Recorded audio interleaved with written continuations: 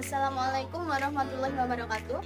Saya Sabrina Sukmaharinda dari kelas manajemen KPSDMA 2018 akan mempresentasikan mengenai bidang usaha industri kerajinan manik-manik berdasarkan aspek hukum, aspek lingkungan, dan yang terakhir aspek pasar dan pemasaran.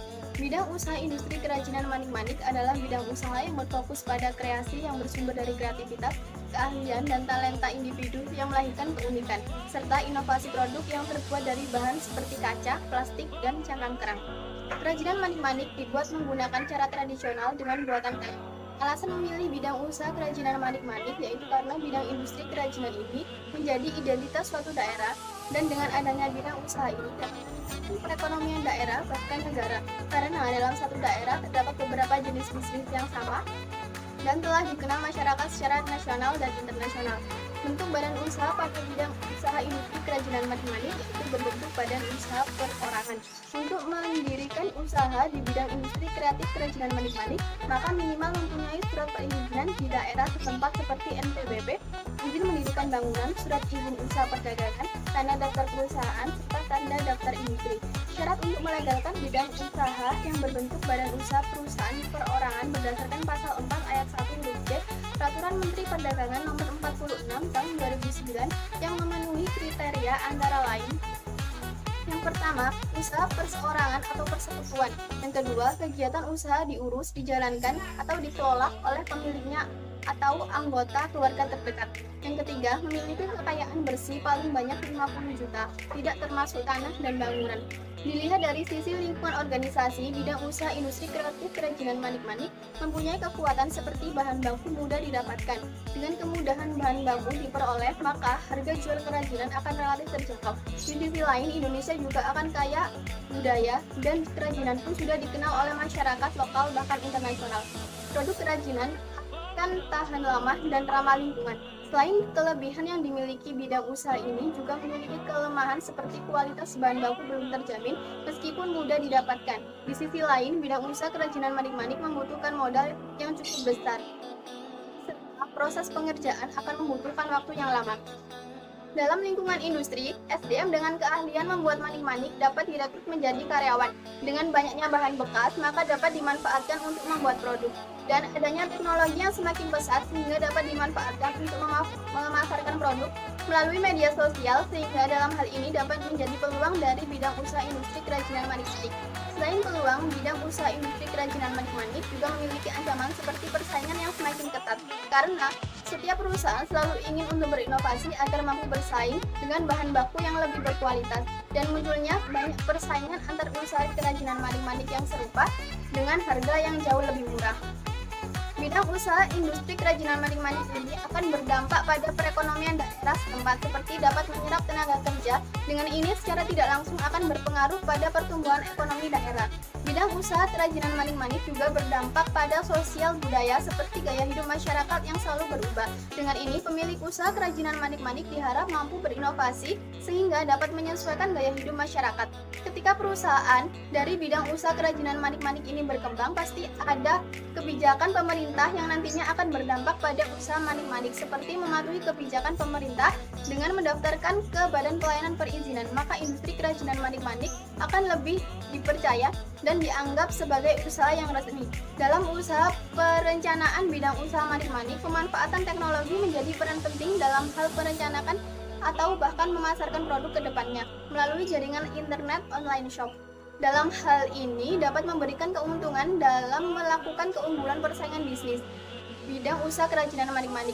Di sisi lain, industri kerajinan manik-manik menghasilkan limbah berupa sisa manik, limbah cair, dan limbah gas. Limbah cair dan limbah gas dari pembuatan manik-manik tidak terlalu menimbulkan efek yang berbahaya bagi lingkungan, sedangkan limbah dari butiran manik akan diolah menjadi mozaik.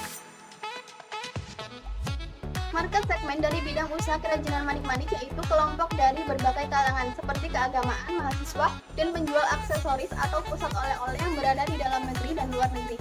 Sebelum proses pembuatan kerajinan manik-manik, pelaku usaha harus mengetahui besarnya pasar yang akan dituju oleh pelaku usaha.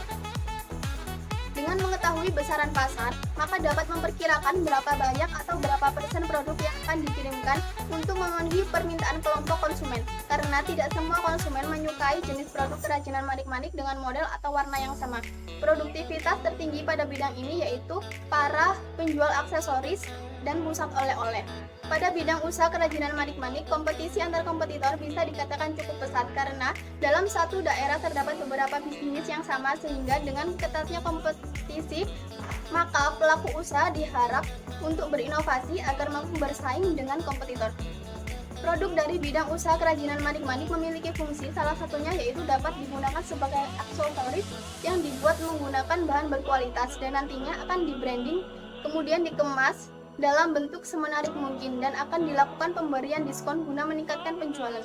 Harga produk akan didasarkan pada tingkat kesulitan pada saat proses pembuatan, tetapi akan disesuaikan dengan pasar dan tidak rendah dari biaya produksi. Pendistribusian secara langsung kepada pelanggan secara retailing dan wholesaling akan didukung dengan tempat yang strategis dan outlet yang akan mencakup pasar global, sehingga dalam memproduksi barang akan dilakukan secara kontinu dan pengiriman akan menggunakan jasa pengiriman ekspedisi. Dengan didukungnya tempat yang strategis, promosi dapat dilakukan dengan menunjukkan nilai keunikan secara langsung kepada pelanggan melalui kegiatan bazar. Promosi juga bisa dilakukan melalui media sosial dan iklan di website. Untuk menarik minat konsumen, pelaku usaha akan memberikan fasilitas untuk wisatawan seperti workshop. Fasilitas lain juga tersedia bagi karyawan seperti fasilitas tempat kerja. Kemudian, furniture seperti kursi, meja, dan etalase.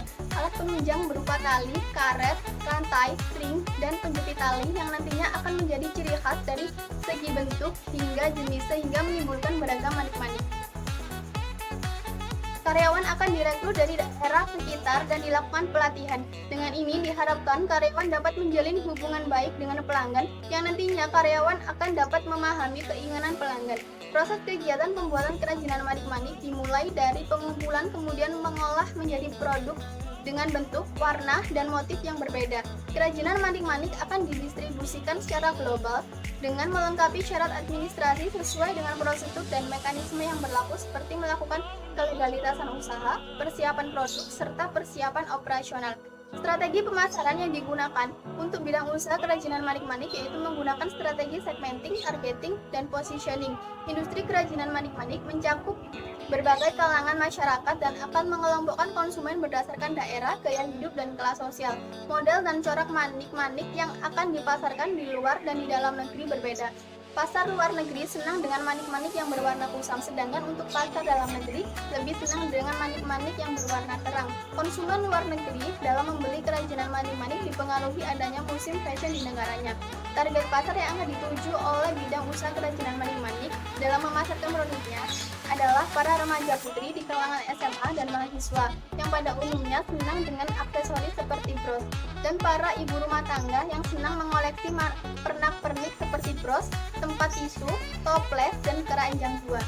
Industri kerajinan manik-manik dapat dikatakan lebih unggul jika memproduksi hasil kerajinan dengan kualitas yang baik dan didukung dengan label perusahaan serta pengemasan yang menarik dengan berinovasi untuk membuat beragam motif, warna, maupun bentuk. Cukup sekian presentasi dari saya. Wassalamualaikum warahmatullahi wabarakatuh.